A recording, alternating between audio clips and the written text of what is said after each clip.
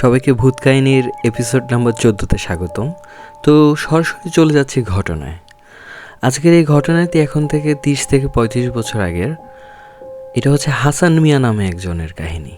তো হাসান মিয়া কাজ করতেন নিউ মার্কেটে ওনার মামার দোকানে। ওনাদের ছিল কসমেটিক দোকান এবং শাড়ির দোকান, মানে কসমেটিক এবং শাড়ির বিজনেস আর কি। তো ওই বিজনেসে হাসান মিয়া এবং তার মামা ওলাইউল্লাহ আব্দুল উনি ওনার দোকান ছিল, ওনার দোকান ওনার ভাগিনা কাজ করতেন। তো হাসান মিয়ার সাথে ওনার মামার শ্বশুর বাড়িতে যাওয়ার সময় একটা বিভৎস এক কাহিনী ঘটে যায়। ওই রাতটা পুরো রাতটাই একটা খুব জমে মানুষের টানাটানি এমন একটা লড়াই হয় এবং অদ্ভুত এক ভৌতিক কাহিনীর সম্মুখীন উনি হন। উনি প্রায় মরতে মরতে বেঁচে যান আর কি, এমন একটা অবস্থা। তো সেই কাহিনীটাই আসলে বলছি। তো ভালো কথা, হাসান মিয়ার মামা ওদের বিজনেস ভালোই চলতেছে। উনি ওনার ভাগিনারে নিয়ে খুব দারুণ হ্যাপি, সম্পর্ক দারুণ সুন্দর। তো ওনার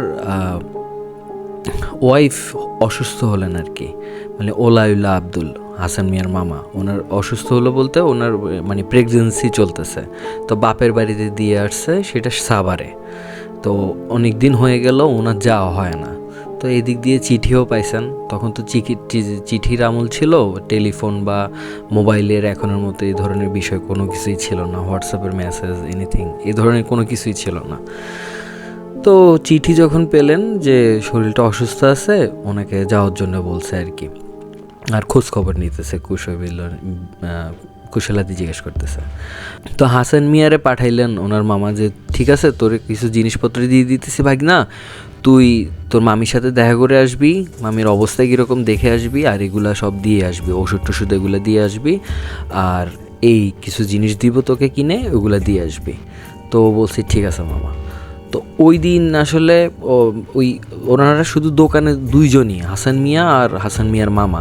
তো যে কোনো একজনকে আসলে দোকানে থাকতে হয়, যাইতে হয়। তো ওই দিন আসলে ছিল হচ্ছে হাটবার, এবং পরের দিন ছিল হচ্ছে ওনার বিজনেসের অনেকগুলো মালামাল কিনতে হবে। তো ওরা আসবে, অন্যান্য অনেক মানুষ আসবে, ওদের সাথে দেখা সাক্ষাৎ করতে হবে দোকানে। তো মিটিং ছিল, অনেক বিষয় ছিল ব্যবসায়িক, এই কারণে উনি আর যান নাই। তো হাসান মিয়ারে পাঠিয়ে দিলেন। তো হাসান মিয়ারে ওই পাশেই কাঁচা বাজার, নিউ মার্কেটের পাশে। তো ওইখান থেকে ওই একদম খুব শুকনো গরুর মাংস, শুকনো গরুর মাংস বলতে কি পানি ছেটায়। তো দেখছেন যে যতটা কম পানি ছেটানো মাংস পাওয়া যায়, কারণ অনেক দূরের রাস্তা, পানি ছেটানো যে মাংস এগুলো নিতে নিতে একটু নষ্ট হয়ে যাবে, তস কমে যাবে আর কি। তো পাইলেন এরকম শুকনো মাংস, পানি অনেক আগে ছেটানো হয়েছে সকালে, এরপর আর ওইভাবে ছেটানো হয় নাই। তো এভাবে 5 কেজি নিলেন। 5 কেজি নিয়ে তো আর ওই সময় তো পলিথিন ছিল না, ওই চটের ব্যাগ ছিল। তো ওইটা তো দেয় না, কারণ নষ্ট হয়ে যেতে পারে। তো করছে কি, বালতি নিছে, প্লাস্টিকের বালতি নিয়ে ওইটার মধ্যে দিয়ে কাপড় দিয়ে মুড়ে দিছে যেন ঠিকঠাক মতো থাকে। কলা পাতা দিছে প্রথমে, তারপর কাপড় দিয়ে দিছে।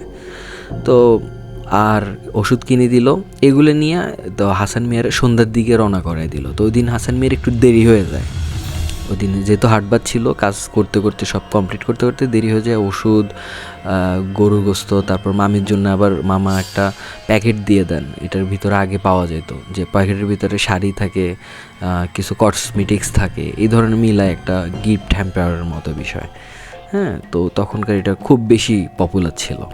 তো যাই হোক, এগুলো দিয়ে হাসান মিয়ারে উনি পাঠায় দেন আবদুল্লাহ। তো হাসান মিয়া মোটামুটি প্রথমে নিউ মার্কেট থেকে গাবতলী চলে যায় খুব ইজিলি। তখন টেম্পো চলছিল, অনেক বেশি পরিমাণে টেম্পো চলছিল। তো টেম্পো দিয়ে উনি চলে যান আর কি, গাবতলীতে চলে যান। তো গাবতলী থেকে যেই লাস্টের এখনের মতো তো তখন বাস এতটা অ্যাভেলেবেল ছিল না, তো অনেক কম পাওয়া যেত এবং নির্দিষ্ট সময়ে সময়ে ওরা যাওয়া আসা করতো, এখনের মতো র্যান্ডম নয়। তো লাস্ট ট্রিপের যে বাসটা ছিল ওইটা চলে গেছে অলরেডি, লোকাল বাস ছিল, ওটা চলে গেছে। এখন আর অন্য কোনো কিছু পায় না। তো পাইছে হচ্ছে বেবি ট্যাক্সি।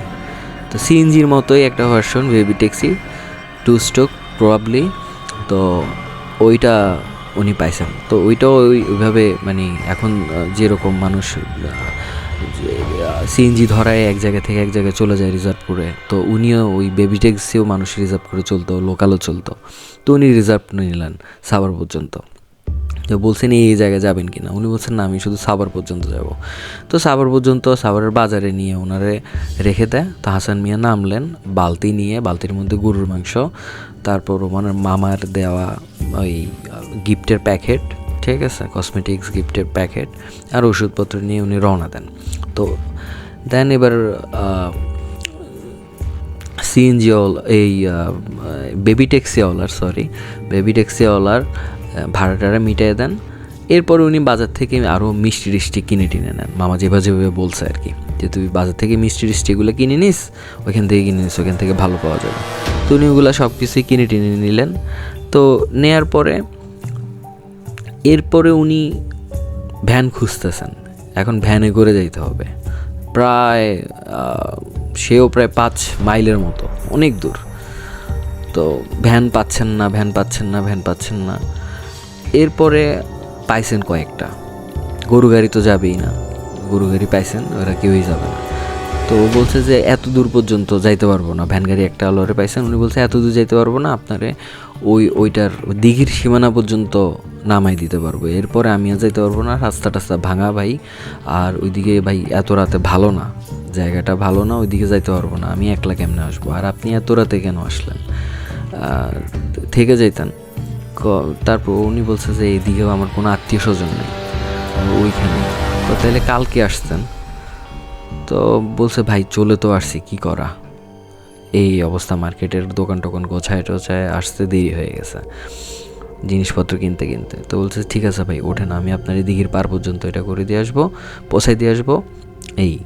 তো মোটামুটি উনি ভ্যানে উঠলেন, ভ্যানারলা এবার প্যাডেল করতেছে আস্তে আস্তে, খুব চাঁদনি একটা রাত, হু হু করে বাতাস বইতেছে, বাতাসে খুব ভালোই লাগতেছে হাসান মিয়ার, হ্যাঁ দারুণ এই রহস্যময় এনভায়রনমেন্টটা উনি উপভোগ করতেছেন, এবং খুব রহস্যময় লাগতেছে ওনার কাছে, সব কিছু ভালো লাগতেছে এক কথায়। হাওয়া বইতেছে, চারদিকে চাঁদের আলো, পূর্ণিমার আলোয়, জ্যোৎস্নার আলোয় থই থই করতেছে। তো যাচ্ছেন, তো এরপরে ওই ভ্যানালা ওনাকে যে দিঘির পার পর্যন্ত নামায় দেন। তো উনি বলছেন যে ওনারে প্রায় দ্বিগুণ, মানে 1.5 গুণ 2 গুণের উপরে টাকায় ম্যানেজ করছিল। তো ওই টাকাটা ওনারে দেন এবং বলেন যে আপনারা আরও বাড়াই দেবো, চলেন আমারে দিয়ে আসেন। কয় না ভাই ওইদিকে যাবো না, ওইদিকে ভাই এত রাতে যাইলে আমি একা একা আসবো, ওইদিকে রাস্তা খারাপ, আর ভাই কেন আসছেন এদিকে, জায়গা আসলে ভালো না, আপনি থাকে যাইতেন, তো কেউ তো নাই আসলে। ঠিক আছে ভাই, আল্লাহর রহমত করে আপনি বিসমিল্লাহ করে রওনা দেন, এই 3 মাইল 4 মাইলের মতো আপনি পৌঁছে যেতে পারবেন, তবে এত রাত সাবধানে থাকবেন। তো ভ্যানালা টিম করে নিচে ওনার হারিকেন জ্বলতেছে, তখন হারিকেনের একটা চল ছিল, এখনের মতো এরকম এলইডি লাইট ছিল না, অটো রিক্সার গুলোর মধ্যে, টেসলাগুলোর মতো এরকম ছিল না। তো দেখা যাইতেছে যতক্ষণ পর্যন্ত ওই ভ্যানওয়ালা চলে যাইতেছে, আগুন যতক্ষণ পর্যন্ত চোখের সীমানা থেকে, এটা লম্বা একটা রোড, ওইটা যতক্ষণ পর্যন্ত মানে সরে না যায় ততক্ষণ পর্যন্ত উনি দাঁড়াই আছেন, ওনার হাতে কোনো কিছু নাই, ছাতা একটা আর ওই মালপত্র এগুলা। তো উনি হাঁটতেছেন ফুরফুরা মরে গান গাইতে গুনগুন করে গান গাইতে উনি হাঁটতে উনি যাচ্ছেন। তো অনেক দূর উনি কখনো আসেন নাই, শুধু মামার ডিরেকশন যেভাবে বলছে যে এভাবে দিঘি পড়বে, পাশে এই রাস্তা পড়বে, হয়তো তোরে একটু পর্যন্ত নামাই দিতে পারে, এরপরে তুই হাঁটা দিলে সামনে এটা পাবি, মসজিদ আরও 2 কিলোর মতো গেলে মসজিদের মতো পাবি, মসজিদ বাড়ি, ওই বাড়িটার মধ্যে ঢুকে গেলেই কাউরে জিজ্ঞেস করলে তোর মামিদের, আমার শ্বশুরদের এটা দেখাই দিবে, ঘর দেখাই দিবে। তো উনি হাঁটতেছেন 1 কিলোর মতো গেলেন। তো উনি বেশ আসলে যখন দেখলেন যে এদিকের গাছপালা রাস্তাগুলো খুব বেশি পরিমাণে, মানে অনেক বেশি জঙ্গলময়, গাছগুলো একদম রাস্তার মধ্যে উঠে আসছে, মনে হইতেছে যে ওনার একদম গিলে খাবে এই প্রকৃতি, এই রাতের রহস্যময় প্রকৃতি। তো উনি এগুলো দেখে একটু গা ছমছম করে উঠলো। তো উনি হাঁটতেছেন সব নিজের মনে, এদিকে হাতও ধরে গেছে, কারণ 5 কেজি গরুর মাংস, তারপর মিষ্টি, তারপর গিফটের প্যাকেট, ওষুধ, তারপর ওনার ছাতা, এগুলো সব কিছু নিতে ওনার আসলে হাত অনেক ধরে গেছে, উনি খুব ক্লান্তি বোধ করতেছেন। তো সামনে একটা জায়গা দেখলেন যে একটা বাঁশের একচালার একটা ঘর, হ্যাঁ, একচালার একটা ঘর। তো ওইখানে কাছাকাছি গেলেন, তো গিয়ে দেখেন যে পাশে হচ্ছে একটা জলা জমি এবং ওই বাঁশের ঘর, এবং এখানে অনেক বাঁশ। তো বুঝছেন যে এখানে বাঁশের আসলে স্টোর করা হয় বা কাজ করা হয়, এটা একটা জায়গা। তো উনি দেখলেন যে দরজাটার একটু টান দিয়ে দেখলেন যে দরজা খোলা, তালা টালা মারা নাই। তো উনি ভিতরে গেলেন, একটা খাটের মতো দেখলেন, আর বসার কয়েকটা বাঁশের বসার জায়গা করে দিয়েছে, বাঁশ দিয়ে বানায় রাখছে, লম্বা, হ্যাঁ, পাটাতনের মতো। তো উনি ওনার গরুর মাংস টাংস, তারপর গিফটের এগুলো সব রাখছেন, রেখে কিছুক্ষণ শুইছেন। এদিকে জানলাটা খোলা, হ্যাঁ, খোলা জানলা, কোনো ধরনের কপাট নাই। তো উনি কতক্ষণ শুইলেন। এখন হঠাৎ করে দেখা গেল যে খুব হিমশীতল বাতাস ওনার এই একচালার ঘরে বয়ে আসলো। তো উনি খুব ঠান্ডা হয়ে গেলেন, একদম ফ্রিজিং হয়ে গেলেন, আরাম লাগলো খুব। তো ওনার আস্তে চোখের পাতাটা বুজে এসে উনি ঘুম দিয়ে দিলেন। তো কখন উঠলেন ঠিক নাই, উঠছেন কিছুক্ষণ পরে, আবার উঠলেন থরমরো করে। তো উঠে বসলেন, খেয়াল করলেন ওনার পাশে যে গিফটের যেই প্যাকেটটা ওইটা নাই, এবং যেখানে উনি গরুর মাংসের বালতিটা রাখছেন ওই বালতিটা বেশ কয়েক হাত সামনে মানে চলে গেছে, এবং ওইখান থেকে মাংসগুলো কিছু কিছু চাঁদের আলো দেখা যায় ছড়াই ছিটায় গেছে। তুমি চিনলো এটা কে করলো? তুমি মনে হচ্ছে ইঁদুর টিঁদুর টাইপের বা কোনো জন্তু ঢুকলো কিনা, কারণ দরজা তো নাই, কোনো কিছুই নাই, সবই ওপেন। তো কোনো কিছু এসে ঢুকে কিছু করলো কিনা। তো উনি একটু ভড়কায় গেছেন, কারণ এই ধরনের জঙ্গল টঙ্গলগুলোতে উনি শুনছেন যে ওই বন বেড়াল, তারপর শেয়াল, এগুলা অনেক বেশি থাকে। অনেক সময় ভিতরে ভিতরে অনেক বাদর থাকে, তারপর বানর থাকে, তারপর সাপ থাকে, এরপরে অনেক সময় দেখা যায় বন্য বাঘগুলোও থাকে, হ্যাঁ। তো উনি ভয় পেয়ে গেছেন, একটু ওনার কাছে একটু ভয় লাগতেছে। তো উনি বসে রইলেন, বসে এবার ওনার দেখেন যে ওনার ওই মামা যে গিফট যে দিচ্ছে প্যাকেটটা ওইটা আর নাই। তো উনি সোজাসুজি বাইরে যখন খোঁজাখুঁজি করলেন, করিডোরে পাচ্ছেন না, জানলা দিয়ে তাকালেন, দেখলেন যে জরির মতো প্যাকেটটা জরি টরি ছিল আর কি। তো জরির মতো জ্যোৎস্নারাতে গাছের একটা নিচের একটা ডাল থেকে এটা দেখা যাচ্ছে যে চিকচিক করতেছে, ঝুলতেছে। তো উনি বুঝতে পারলেন। তো উনি গেলেন, বাইরে হয়ে গেলেন, এবং উনি একটু অবাক হইলেন যে এই জিনিসটা আসলে ওইখানে গেলো কেমনে, কে নিল এখানে। তো ওই গাছটার কাছাকাছি যখন উনি গেলেন, দেখলেন যে গাছটা একটা দেবদারু গাছের মতো বড়, খুবই বড় দেবদারু গাছের মতো, কিন্তু এটা একটা বট গাছ, অনেক বড়। প্রথমে মনে করছেন দেবদারু গাছ, কিন্তু দেখেন যে এটা একটা বিশাল বড় বট গাছ। কারণ যখন একদম কাছে গেলেন তখন যে পরিষ্কারভাবে উনি বুঝতে পারলেন, আর ওনার মাথা একটু এলোমেলো হয়ে গেছে এই ধরনের বিষয়গুলো দেখে, উনি একটু ভয় পাচ্ছেন। তো দেখছেন যে প্যাকেটটা ঝুলে আছে, আর কসমেটিক্সের বক্সটা নিচে জলায়, নিচে একটু কাদার মতো জায়গা, ওইখানে পুকুর পাড়ের পানি একদম সেচে ফেলছে। তো পানি একদম মধ্যখানে আছে, আর পাড়ে দিয়ে খুব কাদা, তো ওইটার মধ্যে ওইটা পড়ে আছে। তো উনি এবার হাসান মিয়া চিন্তা করলেন, হায় মামা এই জিনিসটা মামির জন্য দিল এত শখ করে, আর এখন এটা এখানে পড়ে আছে, এটা আমি নিয়ে নিই। তো উনি সামনে গেলে আস্তে আস্তে হাঁটু দিয়ে উনি পা দিতেছেন, পাটা ডেবে যাচ্ছে, আর একটু পা দিতেছেন, পা ডেবে যাচ্ছে, আস্তে আস্তে ওনার হাঁটু পর্যন্ত ডেবে গেল। তারপর যাই ওই জিনিসটা নাগাল পাইলেন, উনি হাত দিয়ে ধরলেন, ধরার সাথে সাথে উনি চি করে একটা আওয়াজ গাছের আগা থেকে পাইলেন। তো উনি ওই দিকে তাকাইলেন, তাকানোর পর উনি যেটা দেখলেন সেটা দেখে উনি পুরোপুরি অদ্ভুত এক ধরনের ভয় খেয়ে গেলেন, ভীষণ ভয় পেয়ে গেলেন। দেখলেন একটা নারীর অবয়ব, হ্যাঁ, ওইখানেও জাস্ট বসে আছে, চোখগুলো জ্বলতেছে এবং ওনার দিকে তাকায় আছে, এবং উনিও তাকায় আছেন এবং চোখে চোখাচোখি হইতেছে। তো দেখলেন উনি ওই জিনিসটা যখন হাতে নিয়ে ওইদিকে তাকায়, যখন এই ঠান্ডায় কাঁপতেছেন, ওই জিনিসটা একদম গাছ থেকে ওইখান থেকে একদম উড়ে এসে, হ্যাঁ, ওনাকে ধরে একদম এই যে কাদার মধ্যে গেঁথে ফেললো, গেঁথে ফেললো এবং বারবার এখানে ওনারে চুবাইতেছে আর উঠাইতেছে, কাটতেছে, ছেঁচড়া দিতেছে, অনেক কিছু করতেছে। উনি ব্যথা পাইতেছেন কিন্তু কাদার কারণে ওইভাবে মালুম হইতেছে না, কিন্তু উনি ভয় পাইতেছেন চোখে মুখ দিয়ে, এবং কাদা ঢুকতেছে অনেক, ওনার দম একদম বের হয়ে যাইতেছে, উনি নাকি মারা যান। তো উনি অনেক দোয়া করলেন, ঠিক আছে, উনি মনে মনে অনেক দোয়া করলেন যে এইবার আমারে বাঁচায় দাও আল্লাহ। এইটার মধ্যেই আজান দিয়ে ফেললো, ফজরের আজান দিয়ে ফেলবো। হঠাৎ করে ওনারে কিসে যেন একদম ছুঁড়ে মারছে কাদার মধ্যে, এবং সাই করে কিছু একটা চলে গেছে, উনি বুঝতে পারছেন। তো উনি কোনো রকমে এখান থেকে জাস্ট আরও 30-35 সেকেন্ড শুয়ে আস্তে উঠলেন, মুখ থেকে সব কাদা বের করলেন, জিব্বা দিয়ে বালু হয়ে গেছে মুখের ভিতরে, চোখ টোক মুছলেন, এবং হাত পর্যন্ত ওনার হাতের আঙুল পর্যন্ত ঢুকাইতেছে মুখের ভিতরে, এত কাদা ঢুকছে, সব বের করে টানলেন। এরপরে এসে উনি পাড়ে এসে অজ্ঞান হয়ে গেলেন, উনি আর হাঁটতে পারেন না, অজ্ঞান হয়ে গেলেন। তো যাক, সকাল হইলো, এখানে অনেক মানুষজন এরা আসলো, ওইখানে যারা কাজ করে এনারা ওনারা উদ্ধার করলো।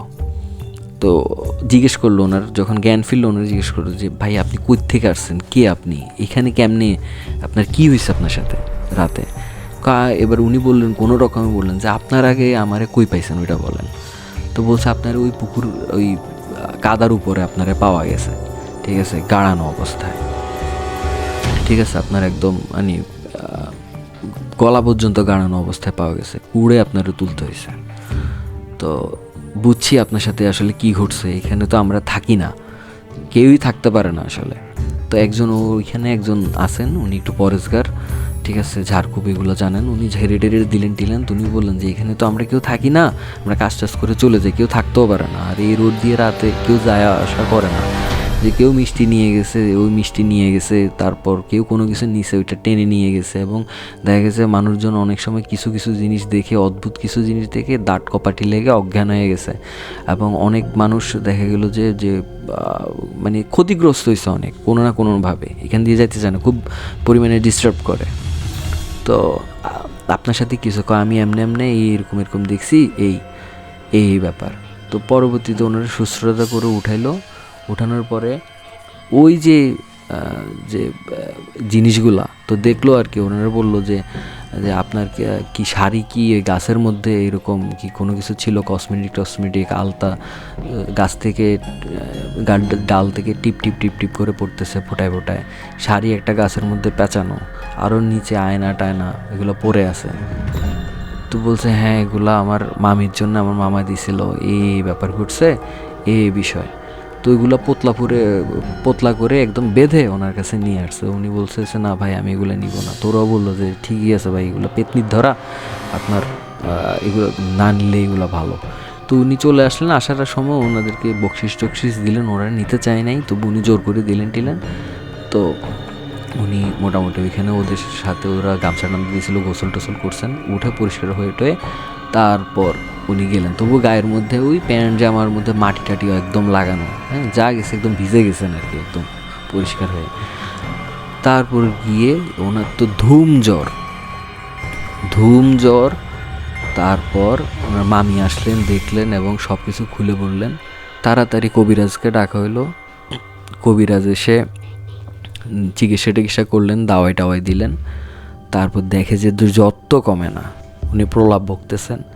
তো ওনার যিনি ওই মামির আব্বু আর কি, তো উনি এরপরে ওনার আঙ্কেল, তো উনি এরপরে ডাক দেন ওনাদের যে হুজুর আছেন, বড় হুজুর, ওনারকে ডাক দেন, উনি বড় রাখি। তো উনি এসে রুকাইয়া শুরু করেন, কাজ শুরু করেন, রুকাইয়া শুরু করার পরে আস্তে ওই যেই গাছের যে পেতনিটা ওইটারে হাজির করেন। হাজির করার মধ্যে কিরে তুই এর ধরছস কেন? অনেক দিন ভালো কিছু খাইতে পারি না, এর কাছে গোস্ত দেখছি, গোস্ত খাইছি, আর আমার অনেক ইচ্ছা হয়েছে শাড়ি পরবো, আলতা পরবো, ঠিক আছে, ওর কাছে ছিল, এর কারণে আমি নিয়ে গেছি। কিন্তু ও আমার এই জিনিসটা যখন সে দেখে ফেলে, তখন আমার মনে হয়েছে আমি ওরে মেরে ফেলবো, ঠিক আছে, ও আমার দেখে ফেললো কেন, ঠিক আছে, আমি তো তার বাঁচতে দেব না। আর ওই জিনিসটা ওইখানে পড়েছিল, ও ধরতে গেছে কেন? আর এখানে তো কেউ থাকে না, এখানে আমি হচ্ছে মানে সর্বে সর্বা। এরপরে হুজুর ধমক টমক দিলেন যে তুই কিসের সর্বে সর্বা, কিসের কি, হ্যাঁ আল্লাহর জায়গাতে তুই কেন এই মানুষদেরকে তুই বিরক্ত করতেছস, এই করতেছস, সে করতেছস। তো উনি মোটামুটি খুব ভালো মতো সুরা টুরা পরে টরে আগুন জ্বালাই দিলেন। মনে হইতেছে যে ওর ওই জিনটা শরীরে আগুন জ্বলে গেল। তো ওইটা আসলে আসলে ছিল জিন অ্যাকচুয়ালি, ও স্বীকার করছে পরে। তো পরবর্তীতে ও স্বীকার করে যে ও আসলে চলে যাবে, আর কোনো ক্ষতি টতি করবে টরবে না, এবং ওই গাছ থেকেও চলে যাবে। তো বড় হুজুর ওরে তারাই ছাড়ছেন। তো ও চলে গেল। পরবর্তীতে উনি কয়েকদিন ওই মামির বাড়িতে চিঠি লিখে দিছে মামাকে।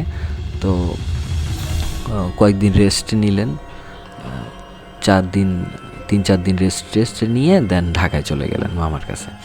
তো মামার কাছে গিয়ে টোটাল সব কাহিনী বর্ণনা করলেন যে মামা এই ব্যাপার হয়েছে, জান নিয়ে ফিরে আসছি কোনো রকমে, এই ব্যাপার, আমি আর কখনো যাব না এই টাইমে, আমি যাবই না কখনো। তো আমার বলছেন যে যাক, যা হওয়ার হয়েছে। তো এই ছিল আসলে হাসান মিয়ার ওই এক রাতের বিভৎস এক কাহিনী। ওনার মামির সাথে দেখা করতে গিয়ে এই ধরনের একটা অশরীরী অতি প্রাকৃতিক প্যারানর্মাল জিনিসের মধ্য দিয়ে উনি একটা সাক্ষ্য হয়ে আসেন, সাক্ষী বহন হয়ে আসেন, এবং একটা অভিজ্ঞতা সঞ্চার হয় আর কি, যেটা খুবই ভয়ানক ছিল, হয়তো উনি বাঁচতেনও না। তো ধন্যবাদ সবাইকে এই কাহিনিটি শোনার জন্য। যদি ইউটিউব থেকে শুনে থাকেন তাহলে অবশ্যই চ্যানেলটি সাবস্ক্রাইব করবেন এবং সবার সাথে শেয়ার করবেন। আর যদি ফেসবুক থেকে শুনে থাকেন তাহলে ভূত কাহিনী এই চ্যানেলটি সবার সাথে শেয়ার করবেন, এই পেজটি সবার সাথে শেয়ার করবেন এবং লাইক দেবেন এবং ফলো করবেন। সবাইকে অসংখ্য অসংখ্য ধন্যবাদ। সবাই ভালো থাকবেন। Thank you.